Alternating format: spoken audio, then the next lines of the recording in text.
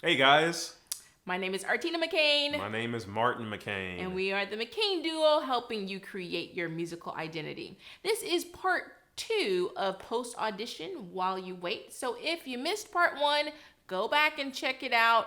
The link's floating up there on the screen somewhere.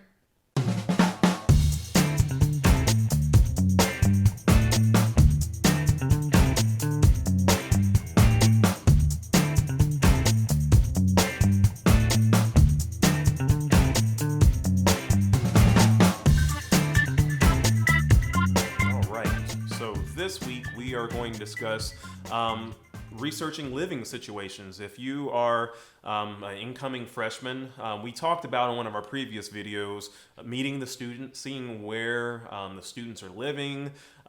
Is there a cafeteria where the actual dorm is? Is the dorm in close proximity of all the music classes? Those are some things you should be thinking about.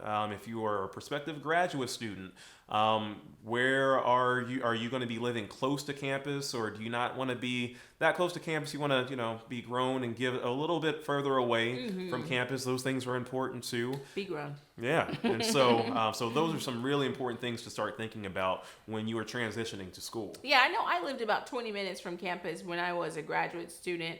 And then when I was a doctoral student, when I was a master's student, I lived pretty close to campus, but that had got old really quick. So as a graduate student, you really might want to be thinking about saving some money so that you can live where you want to live. How about you? Yeah, it was the same.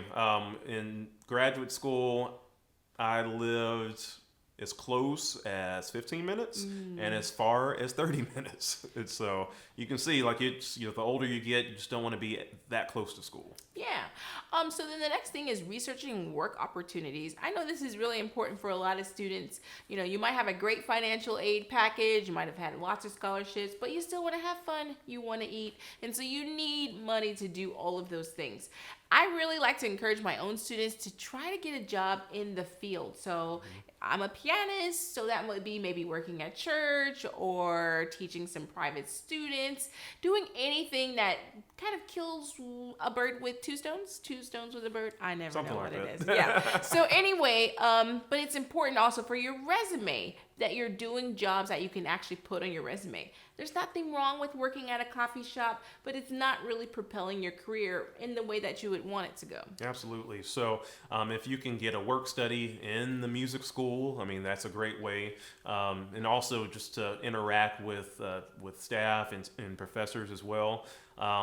In our field, teaching private lessons is a great way to, one, build your resume, and then two, it's also income as well. Yeah, and how do they do that if they want to teach in like a high school or something as an instrumentalist? And it's different in a lot of places, but a lot of times, music school, like in the front office, they might have a private lesson list that you can ask to be a part of. And so when different local people are asking for private lessons, your name could be on the list. You can also seek out different band directors or orchestra directors to see if they need someone to teach your instrument. So there's many different ways that you can go about that. Yeah, and I know when I was in school, it's called the gig list. So they might have that. Different universities might call it different things. Usually, it's something that's a database for the whole school that maybe the front office secretary might keep, or somebody who does the books at the school. So research a little bit and find out if there's a list like that at your music school or university. And then the last one, this is a hard one sometimes, changing your mind. What if you don't get into the school that you want to get into? What if you don't get the financial aid that you need or the scholarships that you need? What are you going to do?